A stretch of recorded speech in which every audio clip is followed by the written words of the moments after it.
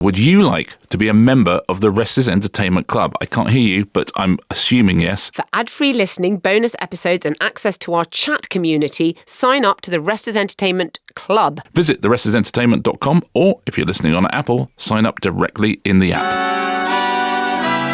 Hello and welcome to this episode of the Restless Entertainment Questions and Answers edition. I'm Marina Hyde. And I'm Richard Osman.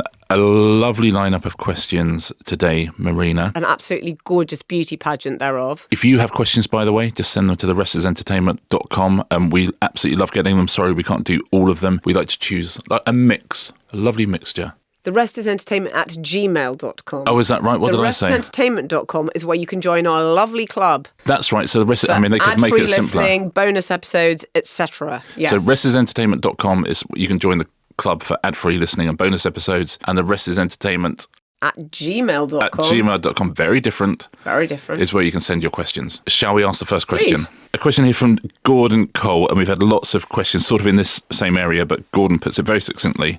He says, I'm devastated by David Lynch's death and think he was a genius. What are your top 3 works by him? Okay, 100% I agree with you. He was a genius. And these are the moments where I particularly hate ranking things because, as you know, I love You don't have to. You don't have to for this. But I will. Okay. But I will, but it's hard. But the idea of I'm leaving out Wild at Heart or Eraserhead or Lost Highway, but I am. At number 3, I am going to say Blue Velvet. Okay. At number 2, and this was just 2 and 1 was really hard, I'm going to put Mulholland Drive at number 2. Definitely the cinematic masterpiece. It is extraordinary and amazing. Can you explain to people who are not aware of his work, who haven't watched his work, what is it about David Lynch that you do not get elsewhere? What is it about his particular vision? God, I mean, he is a sort of master surrealist, but he's folksy, he's funny, he's black, he takes you off in strange story directions. It's always the most extraordinary and unpredictable ride. But when you think of the American dream, which he's great at talking about, the dreamlike quality of that dream is half dream, half nightmare, that the obverse of it is a sort of nightmarish world in many ways. The obverse of this American dream is a kind of, almost another type of narcotic fantasy. I think it's all so weird and strange and completely original. And speaking of which, at number 1... Yes, I was going to say, what's your number 1 David Lynch It's Twin movie? Peaks. I guess I was 16 when I first watched that. It's made, he must have been shooting it in 89. It airs in 90. It airs on network television. I can't really explain what network American television was at that stage, but it's on ABC. Millions and millions of Americans and people around the world, obviously, but in order to get renewed, care about the most extraordinary odd world that was kind of funny and completely eccentric. It completely foreshadows all sorts of... The Sopranos is almost a decade later. And I think it's better than The Sopranos. I think it's just this most extraordinary, weird way of doing storytelling, of characters, totally charming. People were hooked, and it was very, very weird, and yet it had mass appeal. It was sort of hypnotic and mesmerising, and people didn't know why they loved it, but they loved the characters and they loved the story. He was a sort of work of art, and when he gave interviews, he was just sort of extra. I remember there's one interview he gave where he was trying to explain that he developed a really amazing squirrel-proof bird feeder, right. And so he draws out this whole diagram for the interviewer, and the squirrel's kind of crying, and he then gives it to them, and it says, "Larson, a squirrel thwarted by the disc of sorrow, cries in despair." It's maybe my favourite story, but there's many favourite stories. But have you seen ever the pictures of him, which, by the way, go over many years?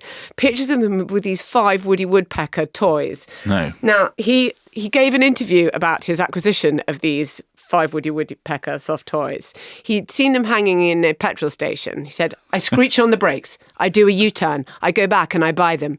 I named them Chucko, Buster, Pete, Bob and Dan, and they were my boys and they were in my office." These go back years. There's several of these photos.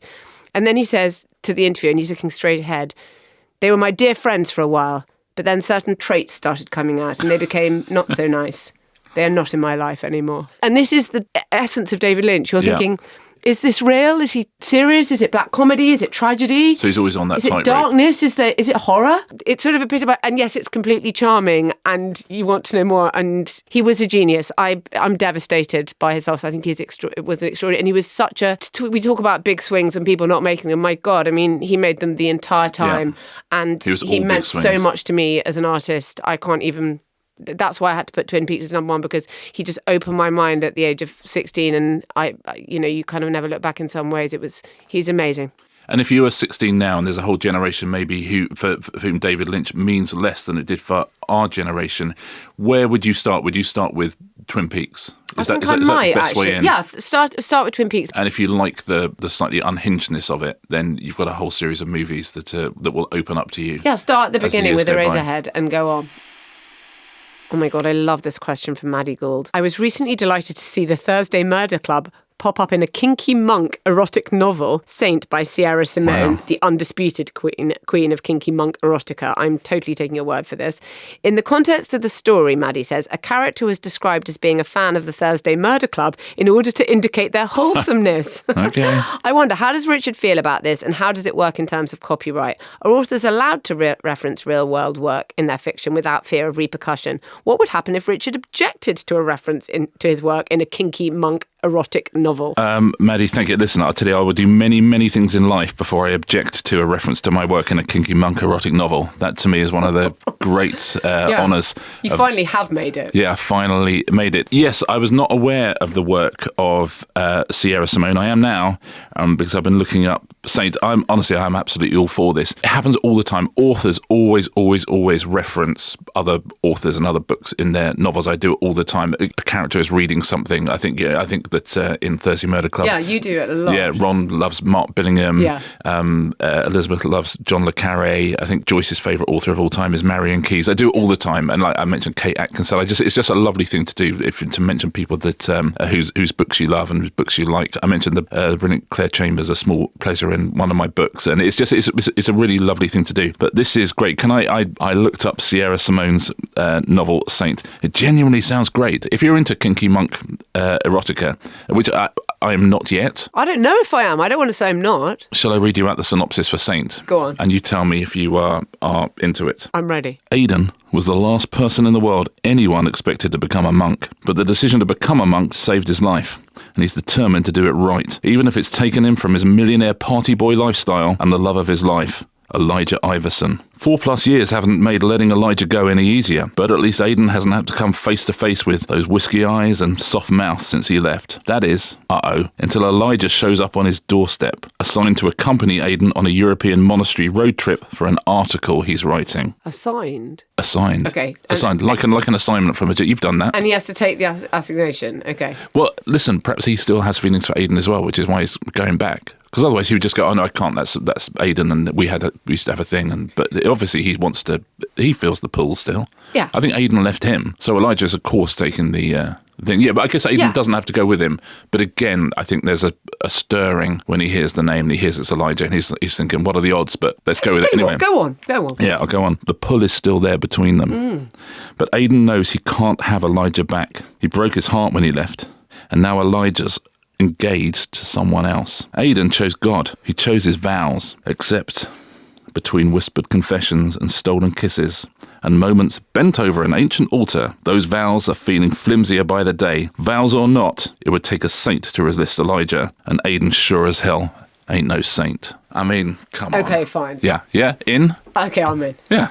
I'll have a look. But what's so Elijah's with somebody, the love hasn't died, the fire hasn't gone out, that's for sure. Aidan's running from something. I mean, listen, I'm sure it's I feel like fine. I've pressed the red button for your editorialising of the Kinky monk erotic novel. No, I want to go to the source. To Sierra Simone. No, I'm to the text. Oh, to the text. To the sacred text itself. Yeah. I think it's a good setup for a story, though. The commissioning process of the road trip thing, it's bumping slightly for me. Just Why? Because, it's partly my world, and it's bumping but slightly. And I just want to. Once I've got that out of the way, I can believe all the rest of it. Imagine, altar, of course, I've got no problem with that. Imagine I'm struggling with the commissioning process.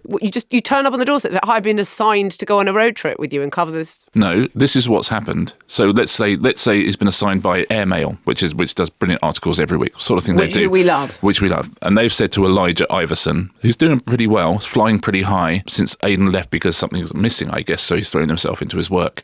They've said to Elijah, we want to do a thing about monasteries as retreats in Europe and about, wellness and about sort of getting inside your own headspace. Do you fancy doing a trip around Europe and visiting monasteries? Elijah's going, yeah, of course. And he's also thinking, God, Aidan did he go to a monastery in Europe? Certainly last time I heard of him.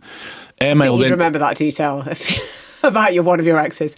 Oh yeah, he ended up in a monastery. But after 4 years, do you remember? Do you know what I mean? After 4 years, you're like, You're a very propulsive person, Richard. I don't think you look back. So they then get in touch with Catholic Church or whoever's in charge. They're not getting in touch with Aidan. Sorry, again, it's just bumping a bit when you said they get in touch with the Catholic Church. They ring get the in touch. switchboard of the Vatican. There are a group Fine. of monasteries have press offices and things, because you can stay there. There's ways and means of getting in touch with monasteries. They're not completely shut off. You're not suddenly, there are ways and means. People work for them.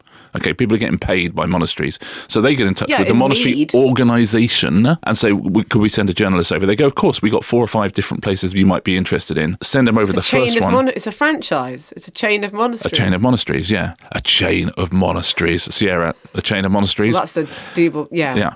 They send them over, and Aidan doesn't really know about it. He knows, there's a journalist coming over, and we need you to sort of To be clear, this isn't around. necessarily the plot of the book. This is just Richard telling me that this is what the plot of the book could be. No, I'm just saying, if you're worried about the commissioning process, I'm telling you a way in which that story might have been commissioned, and in which Aidan wouldn't have known that it was going to happen. But someone said to him, "Oh, by the way, tomorrow, brother, he's a pen for hire. He's a laptop for hire." He is, but sometimes those are the gigs you take, right? And I don't tell me about it. I don't think his heart is in the new relationship, Elijah. So actually, a trip to Europe, he's thinking, you know what, I wouldn't mind.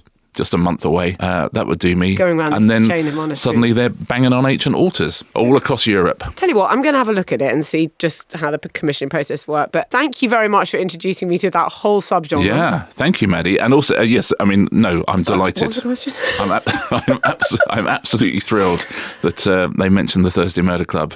Sorry, in that tie a book. bow on it, this one. Delighted, yeah, kinky monk erotica. Don't say we haven't got range. I love that you're just worried about the commissioning process. Well, that says a lot, doesn't it? I mean, that feels like a book we're going to have to buy online. Oh, yeah. Yeah, I saw Richard Osman in Daunt Books the other day. Yeah, he was buying them. It was like 2 priests banging each other on the front of the cover. I didn't, I just was quite surprised. And he bought the new Kate Atkinson, which he put on top. I tell you what, we'll read it, and then in the next Thursday Murder Club book, maybe I'll reference it. maybe. Oh, the meta. I tell you, if anyone knows Thursday Murder Club, I tell you someone who would love that book, and that is Joyce. She would go. She would go crazy for that. 2 priests. Yeah, come on, that would be catnip to Joyce. Well, Done. that's about all we have time for this week, listeners. I'm so sorry. Marina, a question for you that does not involve priests. Bethany Wilson asks, I was watching 500 Days of Summer last night and was wondering, when childhood photos of characters or montages of them as children are used in films, are they childhood pictures of the actual actors, or do they find child actors to replicate the effect? Bethany, that is a good question. It's sometimes it's both. I mean, all of these things, it's quite depressing after a while. You just look at all these things and think of everything as a line item and a cost. They sometimes hire child actors to create those photos. And sometimes if they're really integral to the plot, then they'll spend much more time on them.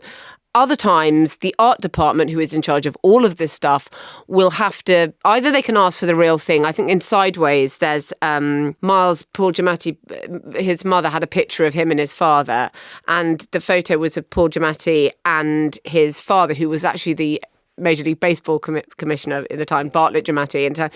And Morgan Freeman, I think they've once used his in Shawshank, when they have that picture of him as a young person, they used his son. But it all costs money, and doing it credibly costs a lot of money. And the art department, sometimes they're scanned in, it's quite easy and you can Photoshop it because it's only in the background of a shot. And the trouble comes from 2 sources, as always. The main trouble that we have in television today is that motion pictures have become a pausable medium. So people are constantly pausing and zooming. There was a guy on Twitter who did a thread of bad photos I've seen in fictional TV shows just this year, and if you look at them, they do look dreadful. But the idea is that you're supposed to just pan past them anyway, and you just to get the vibe of them. And what's happened often is that the art department is always meticulous, and you say, what's the setup for this scene? And they say, well, we're going to have the cameras here, and then so you do it, and then when they get onto set, they think, it's not really working like this. Why don't we swing the camera around, have it this side? Then your sort of little bit of background is suddenly someone is going, oh my God, that's so bad. I could have done better than that in Photoshop in 5 minutes. And there just isn't the time. It's normally things changes like that at the last minute. So something that was going to be background has suddenly come much closer to the foreground. But it is a big thing because there's so much of how we create those worlds, and especially things in homes, people always have photos. So a huge amount of the art department side. This is a job, by the way, if you I talked to an art director about this, who was like, oh my God, I don't often say, please can AI do this, but please, this is so great. AI is just going to be able to do all of that because it takes so long to kind of create these credible photos, and AI will do it brilliantly, and I won't have to think about it anymore because it's a big waste of time. But this person said, please, just like they were originally emotional pictures, making everything pausable is a real nightmare for the art department. Yeah, Ingrid did a job the other day, and essentially a flat had to be covered in photos of her from different stages of her life. So she had to like find photos of her as a child, as a teenager, in her 20s, and all that kind of stuff. And they all get sent off, and then they all get kind of merged with other people. It's quite cool. It's quite a fun thing to do. But as you say, sometimes it is harder than others, and some of them are not meant to be paused on. Yeah. This episode is brought to you by Saily. Hi, everybody. Yes, if I had a pound for every time I've lost internet access when I've been on holiday, I would literally have enough money to be on holiday permanently. Yeah, you can't access your maps, can't ring anyone for help, can't even tweet about the ordeal. It is a complete nightmare. And in times like those, well, a local SIM would be an absolute lifesaver. Well, that's exactly what Saily provides, an eSIM, which gives access to the internet in over 180 countries around the globe, and it also saves money on roaming fees. It gives you a secure internet connection, which means you don't have to connect to a local Wi-Fi, which keeps you completely secure and safe as well. Download Saily in your app store or by scanning the QR code on screen. It's cool to have a QR code on the screen, isn't it? And use the code RESTISENTERTAINMENT to get 15% off as well. You can also find out the details in our episode description box. Look at that QR code. It's tempting, isn't it? I have got a question about weather and freezingness. Ian McLeod, he says, I was listening to a football match on the radio and the commentator and summariser were talking about how cold the commentary gantry was. It got me thinking, what is the coldest stadium in the UK?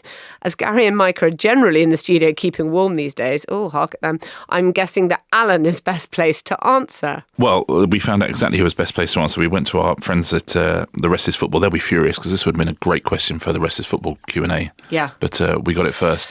So we have... That's showbiz, boys.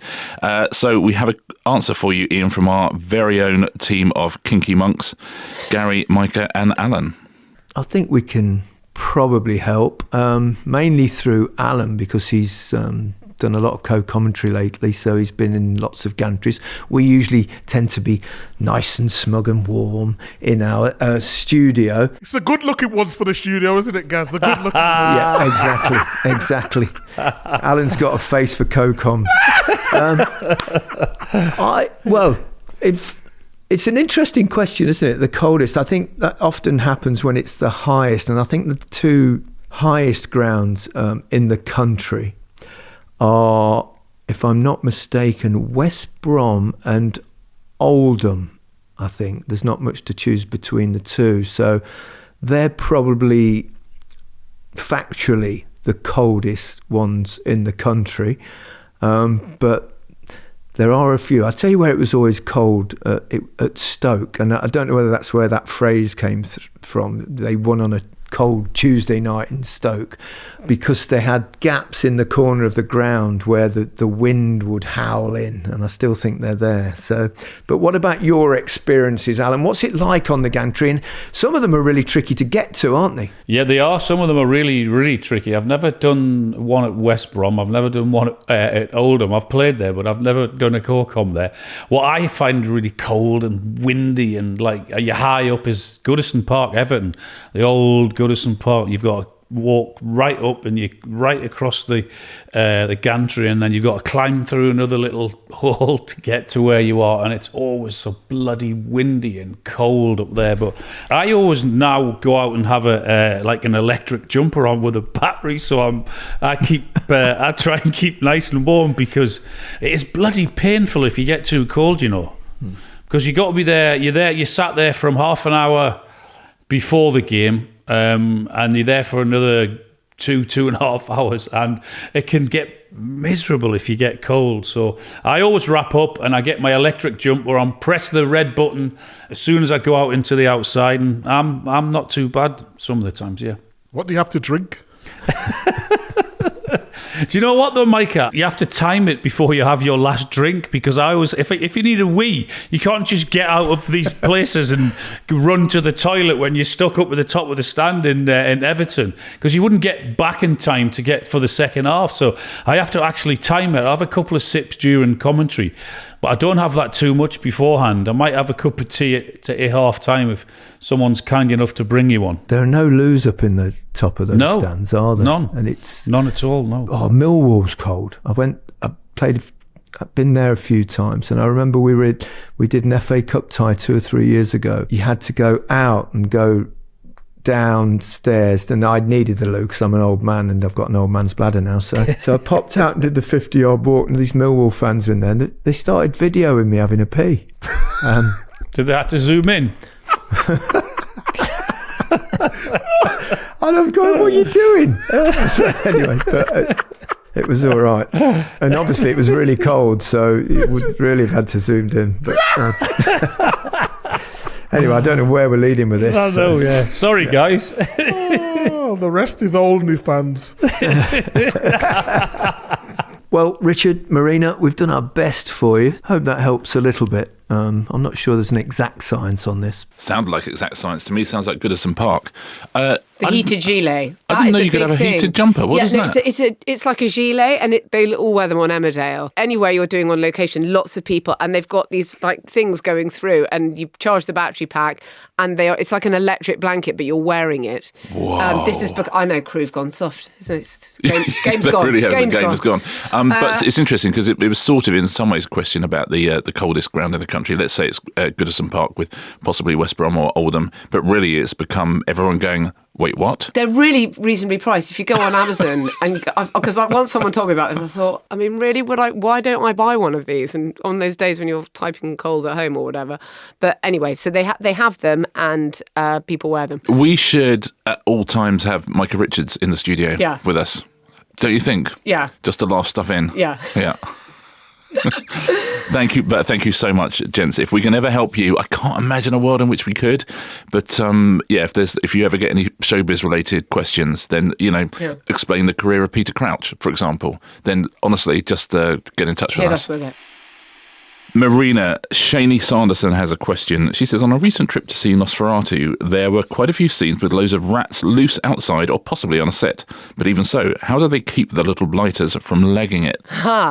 Right, Robert Eggers, who is the director of this, he used 5,000 live rats. They are all live, and if they're in the foreground, they're live, and then they kind of fade back into CGI rats. But none of them died, and they were very well trained. But what they did was that they built, and they didn't lose one. None of them died. In order not to lose. How long are they filming for? Because what's the life expectancy of a rat? Oh, quite long. And they got. Oh, okay. So I was just thinking that even statistically, one of them might have died of old age. Yeah. But I was thinking in a Robert Eggers film. It was suspicious that none of them had died, but I'm willing to accept that none of them did. Yeah. So, well, the Humane Society is mega hot on this, which we'll come to later in my answer. They built these kind of plexiglass channels and barriers so that the rats couldn't get away. There's a scene in the street where there are horses on one side and it looks like the rats are running between their feet, but they're not. They're actually on the other side of a plexiglass barrier. So nobody gets squashed and nobody gets hurt. Animal wranglers on set, by the way, are really interesting. I'm going to stick to the ones that have to do a lot of animals, and clearly someone has to do 5,000 rats here, or many of them. There are sort of funny stories about animal wranglers. Like Daniel Radcliffe always says that there was a monkey in Professor Gonagal's classroom that just masturbated incessantly in a cage. But then you also have Harry Potter and the Wanking Monkey. Yeah. The Humane Society, for Shawshank, they had to find a maggot that had died of natural causes. They're so hot on this, the Humane Society come on the set and whatever. Good, by the way. Yeah. But the best, well, they wouldn't write I'm a Celebrity, let's put it that way. The best stories contain the smaller animals in larger numbers, so I've kind of focused on that. Okay. The locusts in Exorcist, there was a guy called Stephen R. Kutcher. He was an entomology student, so he studied bugs, basically. They needed 6,000 of them, and he was basically just brought in as a contact of someone who knew lots about bugs. He had to sex them all, so there were no females, so he had to make sure that however many... He had to sex 6,000 locusts? Yeah, apparently he found 7, and were like, 7 females, like, yeah, you made a mistake. I mean, I would watch that film. Yeah. But he still works in bugs. It opened the door and he became someone who worked in them. So he, in fact, when Sam Raimi needed a spider for Spider-Man, who, I don't know if you heard, he was bitten by a radioactive spider. No way, what happened? Yeah, I can't believe it. Yeah, anyway, sorry, spoiler. Is he okay? Yeah. Cockroaches. When there was a movie called Race to the Sun, and a cockroach. Listen to what this cockroach had to do that Stephen had to be in charge of. He said, I had a cockroach come out of a shoe, walk onto a bag of Cheetos, turn left, walk through some Cheetos, stop on a magazine that had a picture of a surfboard. Like, most actors couldn't actually do that. Sorry, I mean, I've worked with human actors, and so he did it by understanding how cockroaches think, and he said they're thigmatatic, which means they like to run along the edges of things. Okay. So what he did was he kept creasing the bags of Cheetos, and he did everything so clever. He provided all the giant locusts for Jurassic Park. Okay, I wondered, you know what, I was going to ask who provided them. Candyman, Tony Todd said, I will do it, the original Candyman, and they used 200,000 bees in that movie. Don't tell me all them survive, because they die every time they sting. And Tony Todd's agent... Who's Tony Todd, sorry? Tony Todd is Candyman. Got his agent to negotiate a $1,000 bonus every time he actually got stung. That's a great idea. And he got an extra 23,000. He was stung 23 times. He got an extra 23,000 pounds. Wow. I would constantly be going, ow, oh, there's another one. The snakes in Raiders of the Lost Ark. We've previously discussed them from a sound angle. Do you remember that the sound guy, it was his wife's spaghetti? Yes, yeah. But actually, the snake scene, they were filming at Elstree. They were filming, which is in the UK, and they were filming at Elstree, and they had all those snakes down there. But Stanley Kubrick's daughter, Vivian, was her father had filmed The Shining the year before, and she was editing her documentary about the making of The Shining, and she came onto the set and was like, this is so cruel to the snakes. And they were all like, because it was Stanley, rather than saying, telling her to go away, she rang the RSPCA and she got Raiders of the Lost Ark shut down because of the cruelty to snakes, and they all had to just swallow it.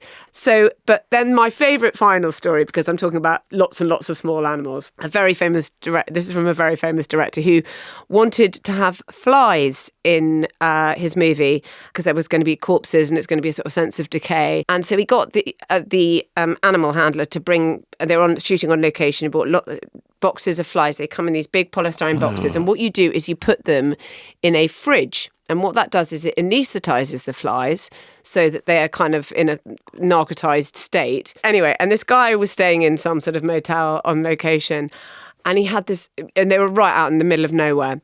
And as he's walking into his room that night, he trips over the step into the room, loses the box, which comes open, and all the flies get loose.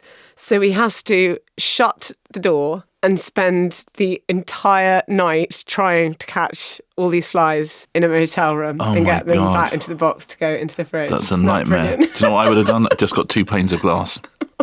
And that's like hell. It's a vision of hell, isn't it? Yeah. We'll be doing that that's much worse than pushing a rock up a hill for all eternity. I think just doing that even for 3 hours in a motel room is probably... sixing 6,000 locusts. So there we go, small groups of animals. That's such a great of which answer. There are many of them.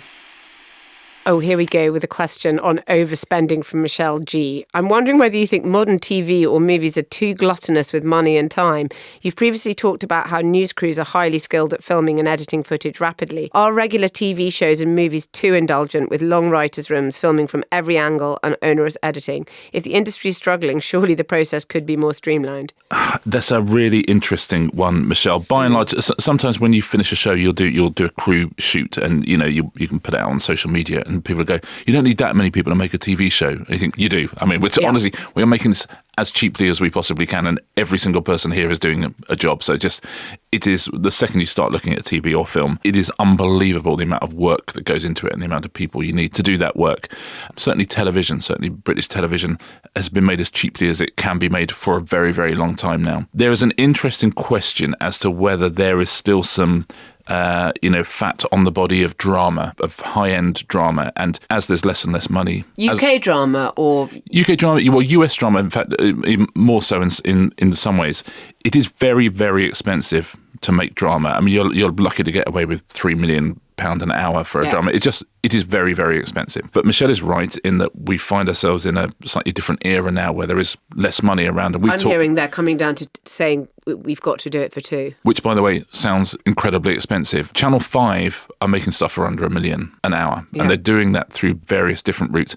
There's this idea where drama is often called blue chip. And there is this new industry which they call blue cheap, which is how do we make a premium product on much less money? And Channel 5 in the UK have been at the forefront of that because they don't have the budgets to spend 2-3 million on the show. They do have the budgets to knock in 250,000, let a TV company find the other 750,000 and make it. But how do you do it? There are ways and means. There's a really good article. I picked this question particularly because I read a great article by Manori Ravindran in The Ankler this week about this very area and about the way that choosing to of finding ways to make things cheaper. And there's a number of ways. Firstly, in the UK, a lot of non-scripted people are getting into scripted, and non-scripted people, in the same way as news and documentaries, are very used to making things with a smaller crew and slightly more on the hoof and what have you, and not having the kind of support team you'd have around a drama, for good or for ill, I would say. But certainly they're bringing a skill set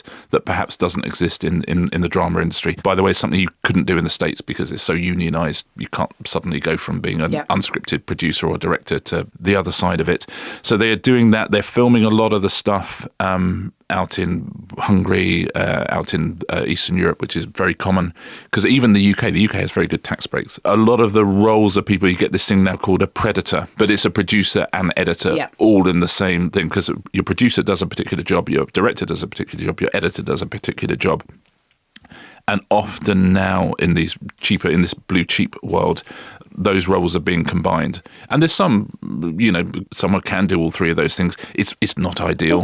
But all of this requires the people who are in those roles a huge amount of experience, and actually just be able to see things much more in your mind's eye before it's even happened, because you are so you've had decades of experience. Basically, you can't get someone who's, I don't know, 30 to do it and suddenly become a producer editor, because it's just not. You don't have that 360-degree vision, and it's not possible to attain other than via experience. There is some overshooting that goes on in drama because you do not know what you're going to need in the edit. And actually, if you're someone who is also editing it as well, I can see the argument for it. I can see how you can do it cheaper. In terms of the writing of the thing, Minori talks to a Finnish producer who is saying, well, we just don't have subplots anymore. Because, a subplot means you're in a different location and you've got more actors. And, the more locations you've got, the more actors you've got, the more expensive your shoot is, the longer your shoot is, the more people there are. And so we say, no, we absolutely just go straight through on a one-note bit of drama. I can see a world in which, with all of these things and with AI and, cheaper CGI and all those things, that you can get the price down. It is not an industry where there isn't a lot of fat to trim, is the truth. Most things cost what they cost. And, of course, there's auteur directors who are spending too much money because they're wasting money on things, but that's the studio's business.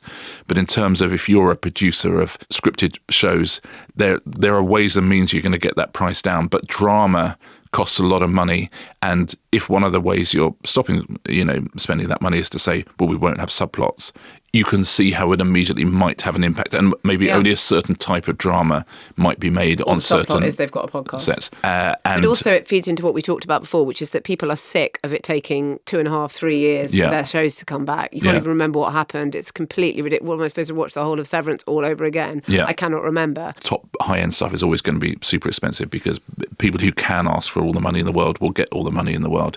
But in terms of this, in terms of the general industry, then blue cheap might be taking over from blue chip. I thought it was a good term as well. Yeah. And the new generation will work out how to do blue cheap brilliantly and for it to look amazing and to not make these compromises, I suspect.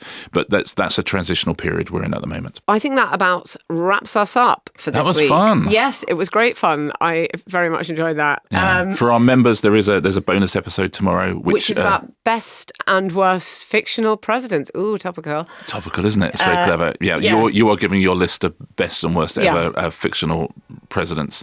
That's for our members. If you want to become a member, so go to therestisentertainment.com. You can sign up for ad-free listening and bonus episodes. And with that, see you next Tuesday. See you next Tuesday.